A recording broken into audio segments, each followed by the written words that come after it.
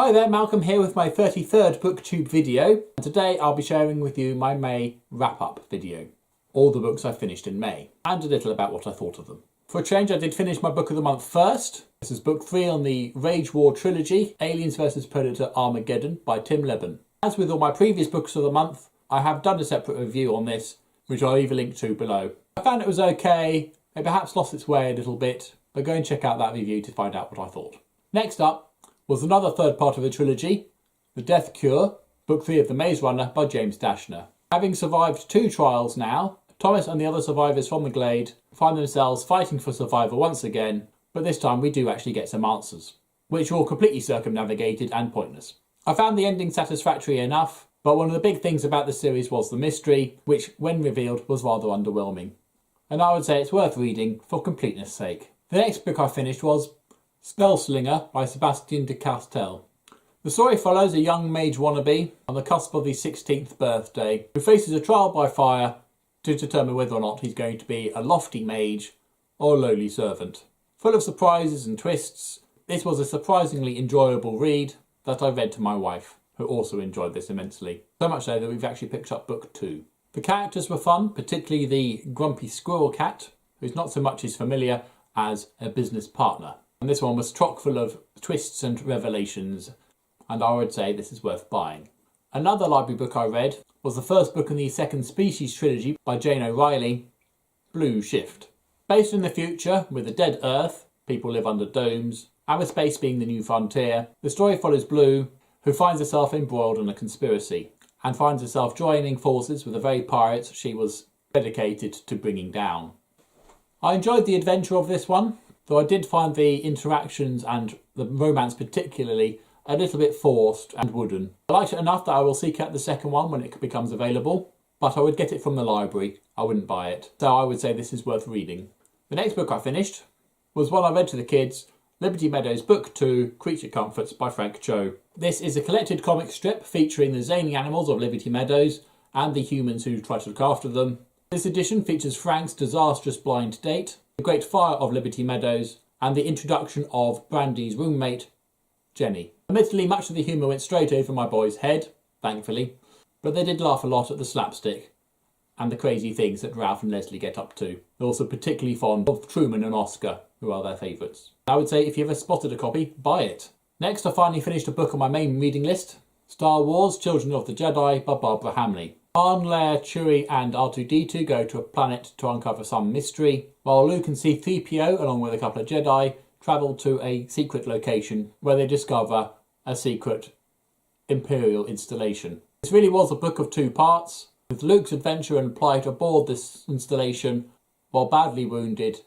while trying to survive in increasingly insurmountable odds. It was vastly more interesting and thrilling than Han and Leia following some sort of intrigue that I wasn't interested in at all. And each time I was on the planet I was thinking, can we get back to Luke please? So I'll say this is worth reading, but for completeness sake more than anything else. And it looks like this story will be continued in Planet of Twilight.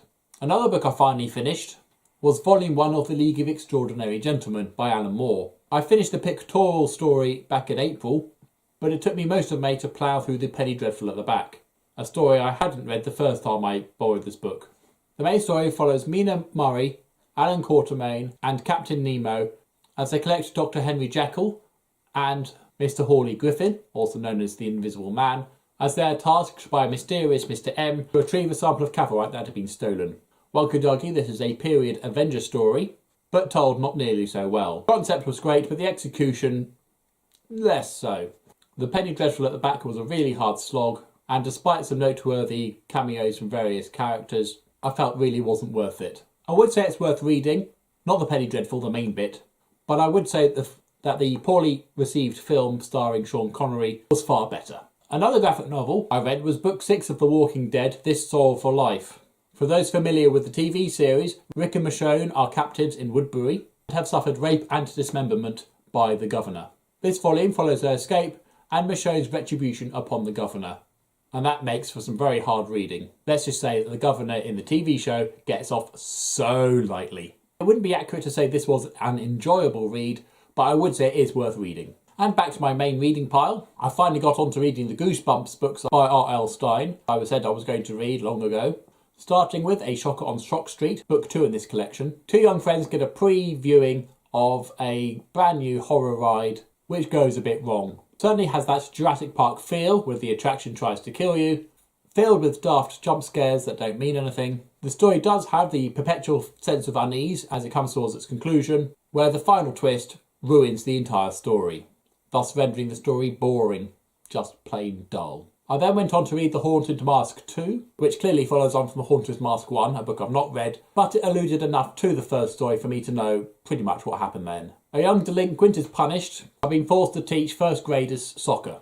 However, his young charges are little more than untrained monkeys, and he wishes to get his own back by getting a really horrible mask to scare them. Remembering the mask from The Mask 1, he effectively intimidates the original discoverer into where she got hers, ignores her warnings, and goes and steals one for himself. And of course the whole thing backfires in his face, or on his face. Not at all scary or even remotely suspenseful, the story doesn't really go anywhere and does nothing with it. With the final twist not even being that, just a thing, and it's like, okay, well we know how to deal with that, don't we? So I say that was also boring, just plain dull. Following on from that, I then went on to read Bad Hair Day, a magic trick enthusiast who wants to be a magician, but is always thwarted by his younger sister who keeps spoiling all his tricks. When the opportunity to go and see his hero, of course he goes and sees him, steals his bag of tricks, and finds out they're not just tricks.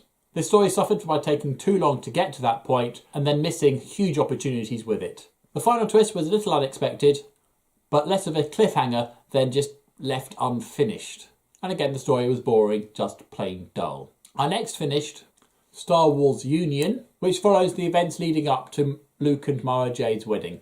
The Republic have put a political side on it, with the Empire and the Republic being united.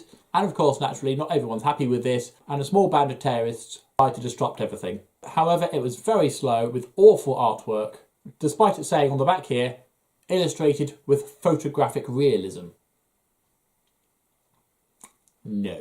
This felt jumbled, mundane in places. Occasionally I kept having to check to see if two pages weren't stuck together, because it just jumped from one scene to the next without any link. And the final confrontation, again, was mundane.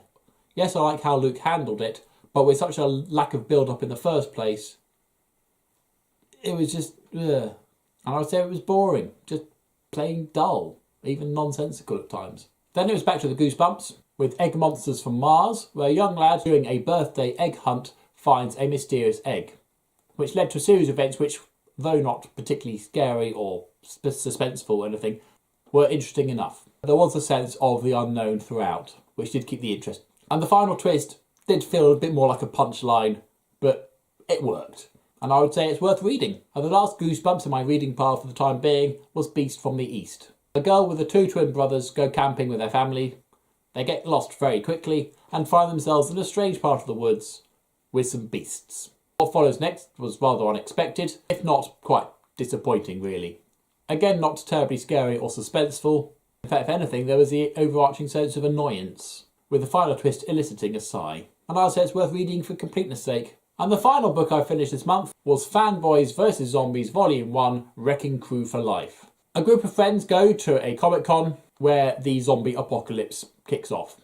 In fact, one of them actually causes it. I enjoyed the interaction between the characters, I enjoyed the fun artwork, tongue-in-cheek humour, and I found this whole thing to be a fun take on the zombie genre. I'm already a good way through book 2. This is a library copy, but if I could find one on sale, I would actually buy it. So that was May's TBR. That was 15 books in all. Somehow I don't think I'm going to match that in June. Now, if you have anything to say about any of the books I've just shown you, then please do feel free to let me know in the comment section down below. Or if you would like to share with me the books you managed to read during the month of May, then by all means leave me a link or a list in the comment section down below. And as always, if you have nothing nice to say, then do please keep it to yourself. Thank you. Until next time, see you later.